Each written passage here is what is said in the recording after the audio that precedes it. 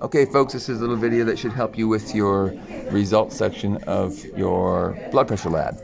So what I've done is I've made a table here, and these values I just made up off the top of my head. But your data table that you're going to just copy that and paste it into your lab report.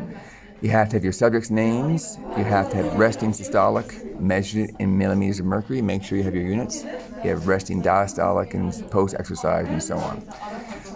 Put your collected data in there. Now, have a section that is going to display your mean. Instead of adding these up and divided by the number of subjects, all you're going to do is you click where you want your mean to be displayed, and you're going to click Insert,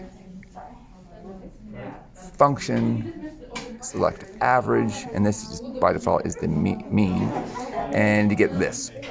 So we have to next tell it what array of cells we want to calculate for us. All we do is we click and drag down there, and it'll tell us, okay, B2 to B7, which is B2 to B7. From there, I hit enter or return, and boom, there we go, 103.83 repeating.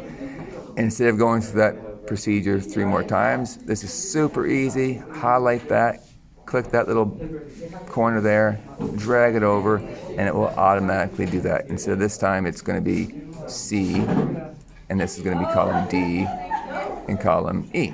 All right? So next, and this you're going to copy and paste in your Google Doc. All right?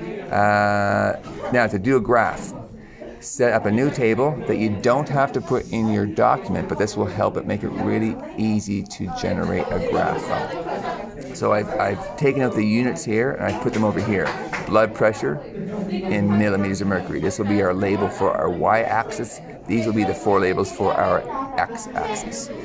So I don't want this big repeating decimal here, so I'm just going to manually put that in 104, 81, 118, and 80. All right, this is super easy. Highlight everything. Make sure you highlight the headings, otherwise you'll have to enter the headings in manually. Click Insert again. Go down to Chart, and there we go. So we have 4 different bars. This is the resting blood pressure right here. This is the post-exercise blood pressure right here. So according to my data, systolic went up and diastolic is pretty close.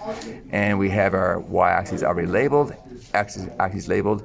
This is not great. You should change that. You should say, what is it we're looking at? We're comparing resting blood pressure and post-exercise blood pressure. So use those 2 terms and use versus somewhere in your title. You should be able to figure that out yourself, I think. If you can figure out a way to color code these, that might be better. I just haven't bothered taking the time to do so. So then all you do to get this in your Google document for your lab report, you highlight it, you hit Control-C to copy, go to your Google Doc, hit Control-V to paste, and boom, you're done.